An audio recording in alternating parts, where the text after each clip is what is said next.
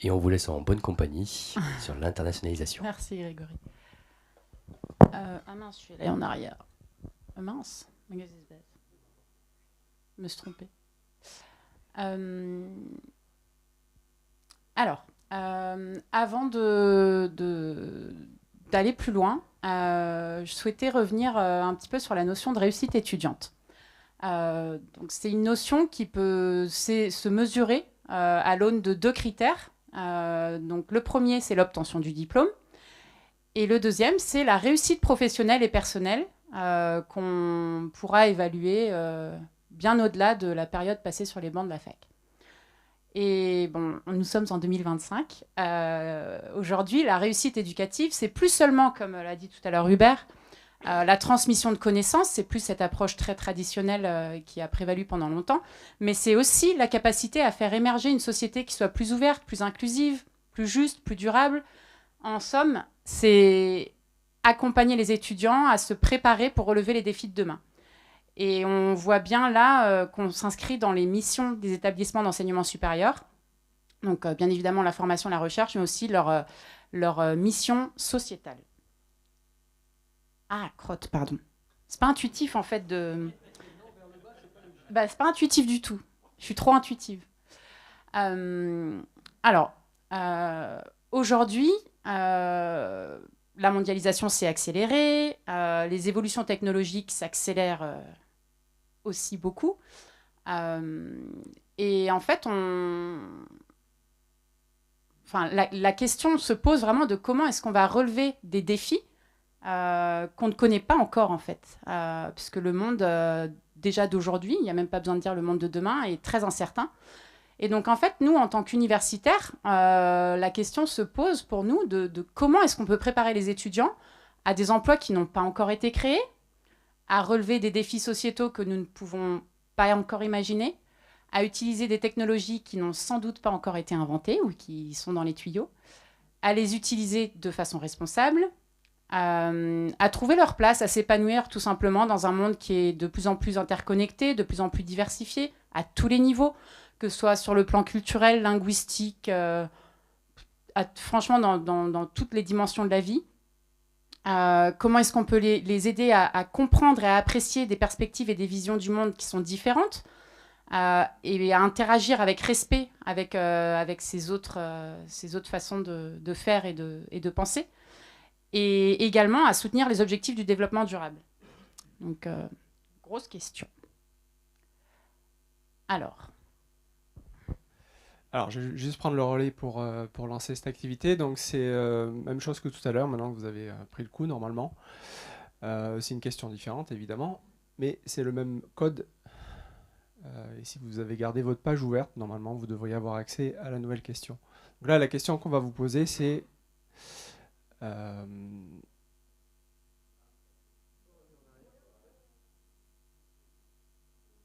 Donc le code, c'est Aspire25. Ah, pardon. Il y a des accros au QR code. Non, on peut rien faire. Je ne dirai pas qui c'est. Donc la question, c'est quelles aptitudes développe-t-on dans les contextes internationaux et ou interculturels, d'après vous? Donc on vous a mis quelques exemples, hein, on aurait pu faire une liste très très longue. Non, normalement, non. Il me semble que c'est plusieurs.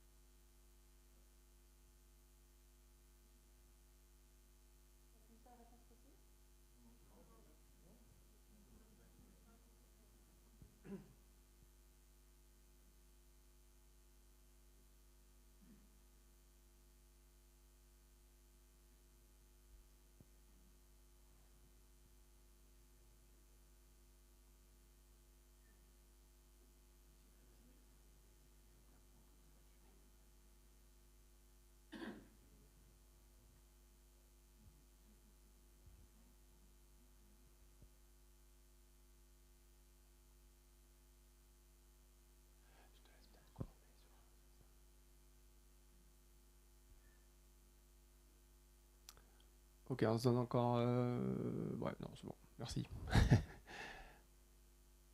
Ok, Ingrid, je te laisse commenter. Merci Yannick. Donc on a eu 31 réponses, c'est très bien. Alors, on avait volontairement mis des aptitudes... Ah, tu peux remettre, s'il te plaît? Merci. On avait volontairement mis des aptitudes qui paraissent sans doute très évidentes quand on se place dans un contexte international ou interculturel, et d'autres qui l'étaient moins. Donc, vos réponses reflètent très bien ce à quoi on s'attendait. Et en fait, on pourrait toutes les mettre à 100% presque, parce que vous allez voir que c'est des familles d'aptitudes, on va dire, qui sont toutes très, très... Enfin, pour lesquelles l'international et l'interculturel est un terreau très, très favorable.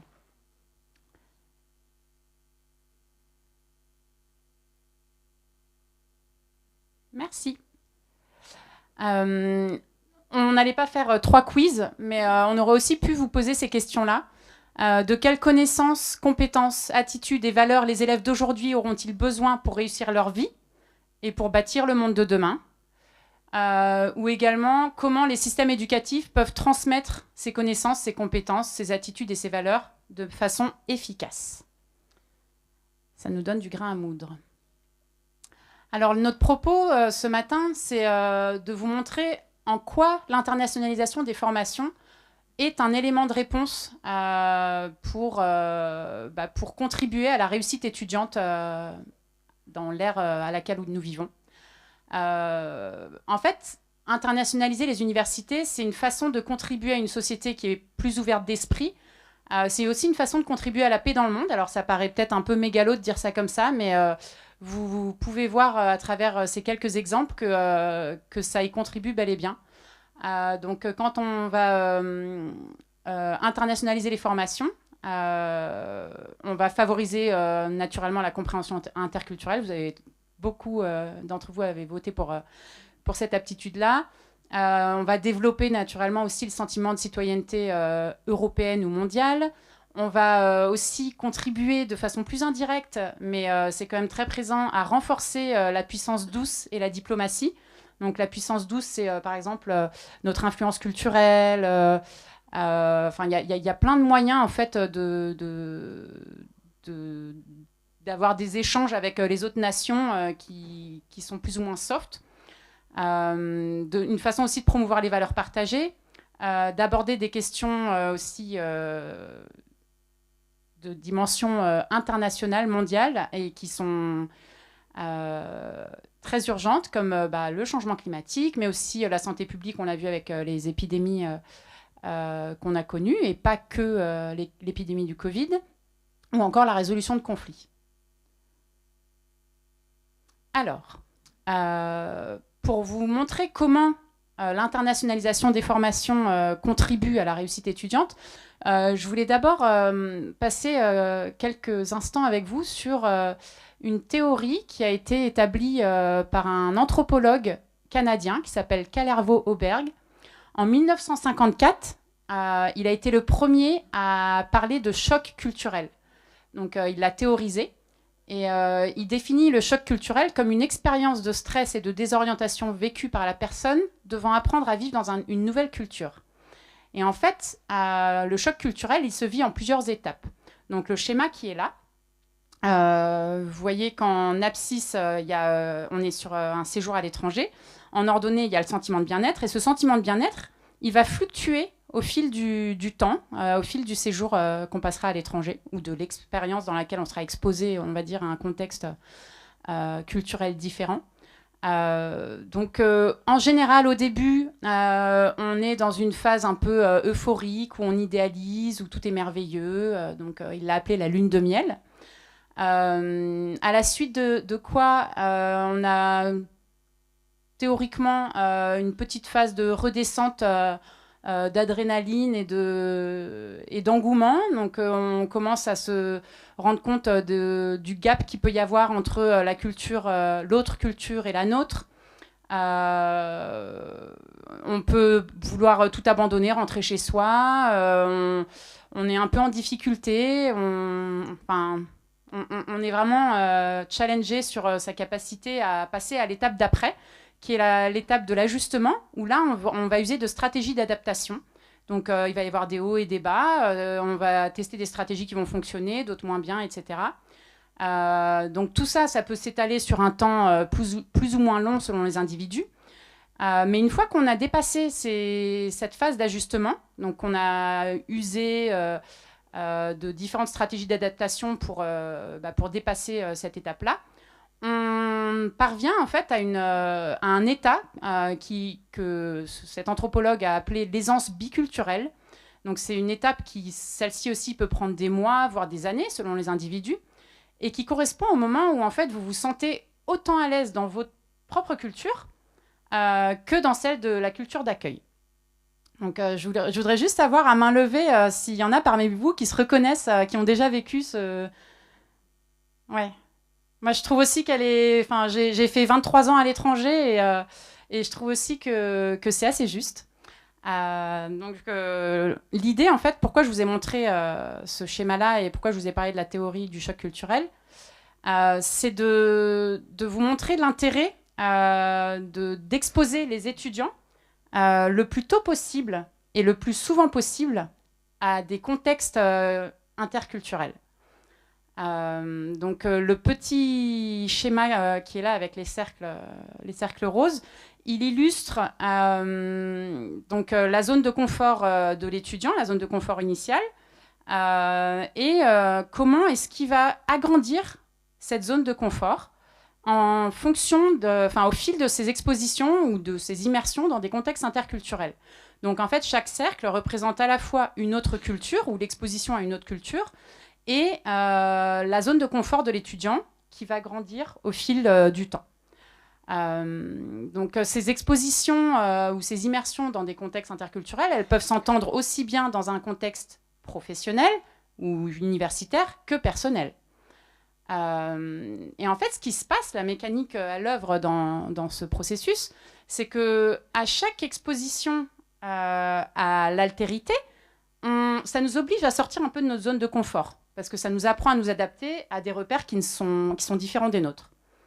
Et en fait, au fil plus on va être exposé à cette altérité, plus en fait, le fait de perdre des repères qui nous sont familiers ne va plus être un élément déstabilisant. Et ça va même devenir, en fait, cette adaptation à la nouveauté, elle va devenir un peu un automatisme. On se met en pilote automatique et on le fait de façon un peu inconsciente. Et ça devient, en fait, un facteur d'enrichissement. Et au bout d'un moment, je ne sais pas si certains d'entre vous l'ont vécu, mais on va même chercher ce truc-là. On a besoin de dépaysement, on a besoin d'aller chercher un peu cet enrichissement permanent. Et ce qui est intéressant, c'est que, en fait, quand on va élargir comme ça sa zone de confort, on va enrichir à la fois ses propres façons de faire, mais aussi celles des autres. Donc c'est vraiment un enrichissement mutuel, et c'est ça qu'on va rechercher pour les étudiants. Donc le propos là, c'est vraiment de dire que y a un vrai intérêt à inscrire les étudiants dans ce processus-là, dans cette dynamique-là, et que l'internationalisation, c'est vraiment, on a utilisé avec Yannick le mot catalyseur, c'est un terrain favorable en fait pour le développement de certaines soft skills ou d'aptitudes socio-cognitives. On ne se rappelait plus de ton expression, Hubert, mais sinon on l'aurait mis là. Et donc là, j'ai listé quelques exemples de ces soft skills qui sont particulièrement développés dans des contextes interculturels, qui agissent un peu comme des accélérateurs de ces soft skills-là. Donc il y a la capacité à mettre des choses en perspective, à relativiser, qui constituent des forces, des grandes forces dans la vie.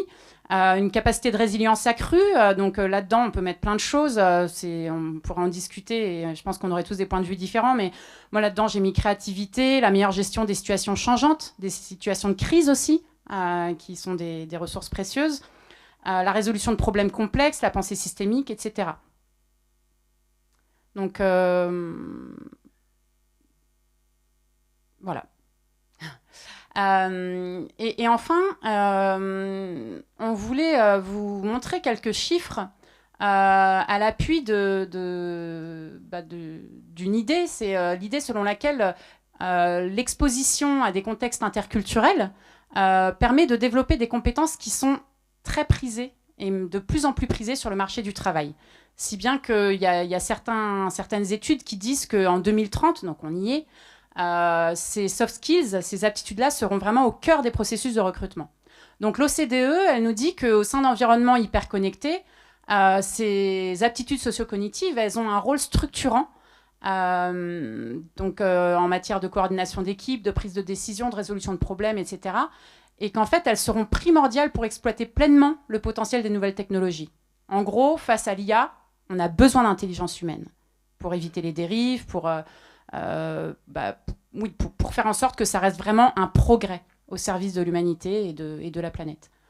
Ensuite, LinkedIn nous disait, je crois que c'était en 2019, je ne me rappelle plus exactement de l'année, que 92% des entreprises s'accordaient déjà à dire que ces soft skills étaient aussi importantes que les hard skills. C'est juste des chiffres d'enquête comme ça, après on pourra en rediscuter, mais en tout cas, on vous a mis les chiffres bruts. Et que 80% des entreprises estimaient qu'elles étaient facteurs de succès pour les organisations. Ensuite, l'agence Erasmus, on peut dire qu'elle a un biais ou quoi, mais elle fait quand même des enquêtes sur des échantillons de taille très conséquentes. Erasmus, les études qu'elle mène montrent que 92% des employeurs vont rechercher chez leurs futurs collaborateurs des traits de personnalité que les mobilités Erasmus renforcent. Donc, on a cité quelques exemples, la confiance en soi, la capacité à prendre des décisions, la curiosité, la volonté d'apprentissage tout au long de la vie, etc. Et aussi que les étudiants qui sont partis en mobilité à l'international accèdent en moyenne plus rapidement et plus durablement à l'emploi. Et enfin, on a mené une enquête l'année dernière à l'Université Savoie-Mont-Blanc et en partenariat avec le Club des entreprises sur la perception des socioprofessionnels sur les aptitudes développées à l'international. Avant de commencer tout un travail par la suite, on voulait vraiment faire un peu un état des lieux de comment elles sont comprises, comment elles sont évaluées lors des recrutements, etc. Et cette enquête, elle a touché 205 socioprofessionnels, donc essentiellement sur le territoire Savoie et Haute-Savoie. Et en fait, elle a montré que l'adaptation était vraiment, puisqu'on en parle tout le temps depuis ce matin, c'est vraiment un mot récurrent que je me note depuis tout à l'heure, c'est vraiment l'aptitude qui est jugée la plus importante par ces 205 socioprofessionnels de tout secteur confondu, etc. Et 100% d'entre eux la considèrent comme importante. Et ensuite, en deuxième position, vient la résolution de problèmes, avec 97% des socioprofessionnels qui ont répondu, qui la jugent importante. Voilà. Je ne sais pas si vous avez déjà quelques questions avant que je passe la main à Yannick pour la suite. Non ? Ok, merci. Donc moi je vais vous parler un petit peu plus de ce qui concerne plus précisément l'enseignement et la pédagogie. Avec Ingrid, on a retenu cette définition qui parle de processus d'intégration de la dimension internationale. Ça nous semble vraiment important de le mentionner parce qu'il y a vraiment ce travail. On se doute bien que ça peut être un petit peu complexe, donc ça va se faire progressivement. Il y a une impulsion de départ, mais après, comme disait Bernard tout à l'heure, il y a un travail de relecture des référentiels de compétences qui doit se faire chaque année pour justement s'adapter constamment aux évolutions de la société. Et donc, l'international n'échappe pas à cette règle, si on peut dire. Et donc, l'idée, c'est vraiment de développer les formations en lien avec l'international et l'interculturel pour ce qui nous concerne. Sachant que l'internationalisation ne se résume pas uniquement à la mobilité. L'internationalisation, elle peut aussi se travailler intramuros dans le cadre de l'université, de différentes manières. Je vous montrerai quelques exemples dans 2 minutes. Et puis, ça peut aussi se faire tout en français. Donc, la langue n'est pas forcément systématiquement une barrière. Elle doit concerner donc toutes les formations et tous les étudiants. Il ne faut pas que ce soit aussi une manière de sélectionner en fait des gens qui vont accéder à l'international et d'autres pas. Et surtout, c'est une idée très inclusive en fait, donc de permettre à tout le monde d'accéder à ces choses-là.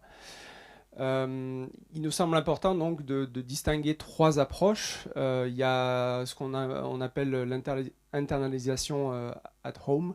Alors, désolé pour le terme en anglais, on avait mis à domicile, mais on s'est dit que ça serait peut-être un peu, ça pouvait prêter à confusion en se disant, donc en fait, ça va se passer à la maison, dans le logement de l'étudiant. Ça peut aussi, évidemment. Mais voilà, c'est de dire, voilà, ça se passe au sein de l'université de l'étudiant. Et puis, il y a la partie, il peut y avoir aussi donc internationalisation, je vais y arriver. C'est pas comme si je prononçais jamais le mot. Je vais peut-être y arriver mieux en anglais en fait. Donc par un séjour à l'étranger, ça évidemment c'est le truc qui vient en tête spontanément.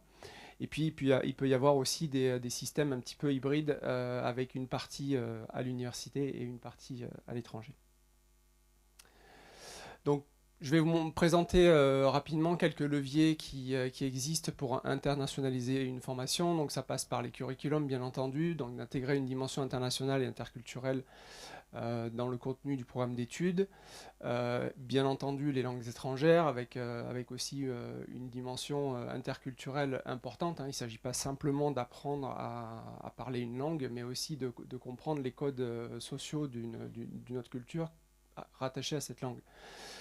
Ça passe aussi par les étudiants français et internationaux. Donc quand on se déplace, si on va faire un séjour dans une autre université pour un étudiant français, et évidemment le fait que les étudiants, par exemple de l'ESMB, aient la possibilité de travailler avec des étudiants internationaux. En développant des partenariats, donc ça aussi, tout ce qui est partenariat avec des établissements d'enseignement supérieur étranger, des choses qui existent déjà, bien entendu, des systèmes de double diplôme, des diplômes multiples, diplômes conjoints, des accords dans le monde socio-économique, lien avec l'entreprise évidemment aussi, et puis grâce au dernier levier, donc le développement de compétences internationales des équipes pédagogiques et administratives, ça semble évidemment important. Il faut aussi inclure, bien entendu, les enseignants et les personnels administratifs qui peuvent avoir aussi la possibilité d'avoir ces expériences justement à l'étranger, pour prendre cet exemple, par le biais de programmes comme Erasmus+, par exemple. L'idée aussi, c'est quelque chose qui revient systématiquement, c'est de valoriser l'existant. C'est-à-dire on ne part pas du principe qu'on part d'une feuille blanche. Ce qui nous intéresse aussi, surtout, c'est de valoriser ce qui existe déjà, ce qui est déjà fait au niveau de l'établissement et dans les formations. Donc là, on a distingué en fait ce qu'on va appeler les modalités de formation. Donc, dans le cadre d'UNITA, par exemple, il existe des systèmes de formation comme les COIL ou les BIP qui justement permettent d'intégrer cette dimension internationale. Et puis après, donc, il existe toutes sortes de modalités comme les cours synchrones, asynchrones, présentiels, distanciels, les cours internationaux en ligne, etc. Vous l'avez ici à l'écran. Il y a aussi des activités qui sont un petit peu extracurriculaires, comme les activités bénévoles ou salariées sur les campus, l'engagement dans les associations universitaires, le mentorat, le tutorat, des choses comme ça. Donc ce sont autant de possibilités, disons, pour exprimer la dimension internationale. Et puis au niveau des activités pédagogiques, si on se rapproche un petit peu plus de cet aspect-là, vous avez tout un tas d'activités, ce que nous, dans le jargon APC, on appelle des SAE. Alors, ce ne sont pas toutes des SAE, mais voilà, c'est autant d'activités qui permettent de travailler donc, sur un aspect pédagogique et aussi de possiblement intégrer l'international. Alors, comme Bernard a fait tout à l'heure, là on va vous présenter en fait la composante essentielle à intégrer dans les référentiels de compétences. Donc la composante essentielle, c'est celle-là, en interagissant de manière adaptée avec les interlocuteurs dans des contextes internationaux. À vos souhaits. Donc le processus va être le même, hein. On va identifier la compétence où on va pouvoir rattacher cette composante essentielle, et puis ensuite on va essayer éventuellement de rajouter, modifier certains aspects, comme disait Bernard tout à l'heure, ça peut être des apprentissages critiques, voilà. Mais là aussi, à voir ce qui existe déjà, regarder un petit peu l'endroit du référentiel qui est le plus favorable. Une dernière chose que je voulais vous montrer, alors vous n'êtes pas obligé de tout lire. Avec Ingrid, on a travaillé sur ce qu'on appelle des aptitudes internationales. Donc c'est un outil en fait qui a été conçu pour faciliter l'intégration éventuellement d'apprentissage critique dans les référentiels de compétences. Cet outil-là n'a absolument rien de prescriptif, c'est juste quelque chose qu'on met à disposition des équipes pour éventuellement rentrer dans un grain un petit peu plus fin et pouvoir justement intégrer davantage d'éléments dans les enseignements et dans les référentiels de compétences. Mais bien entendu, comme on l'a dit tout à l'heure, l'accompagnement reste une chose très importante pour justement prendre en main ces outils et vous aider à les utiliser au mieux.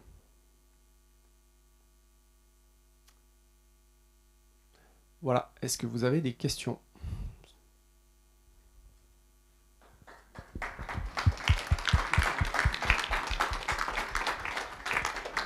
Merci. Merci beaucoup Ingrid et Yannick. Je vois une question là, oui ? Ah bah si, c'était une question, il y a deux. Non, c'était juste donc déjà merci beaucoup parce que c'était super complet. Je voulais juste attirer l'attention sur le fait que ça peut être fait en français. Au début, quand on ne sait pas trop où on va, on pense tout de suite au double diplôme, des trucs qui demandent des machins un peu possibles avec un investissement de dingue. Nous, ce qu'on a fait, donc moi je suis dans le département Clio à l'IUT d'Annecy, et depuis très longtemps, en fait, on fait un séminaire interculturel, et en fait, on s'est rendu compte qu'il y a déjà de la diversité culturelle dans nos promotions. C'est-à-dire qu'en fait, on n'a pas besoin d'aller très loin pour finalement... et nous, en fait, tout bête, juste un exemple tout bête, c'est que on demande aux étudiants qui ont une origine culturelle différente de venir présenter, en fait, en 5-10 minutes, le pays d'origine des parents, etc. Donc, moi, j'ai découvert le Kosovo, comment ça s'est formé, etc. Enfin, bon, bref, plein de cultures différentes. Et à la fois, ça met en valeur les jeunes, parce que parfois, c'est des cultures qui ne sont pas nécessairement mises en valeur. Et donc, ça, c'est vraiment un double objectif. Alors, qu'il faut un accompagnement, il faut leur dire un peu des points de repère, ce qu'ils pourraient dire, parce qu'ils disent, mais monsieur, 10 minutes, mon pays, je commence par quoi? Donc, et un petit tableau, d'accord, que je pourrais éventuellement vous partager. Mais j'insiste vraiment sur le fait qu'on a déjà beaucoup de diversité culturelle chez nous. On n'a qu'à regarder dans la salle, voilà. Merci.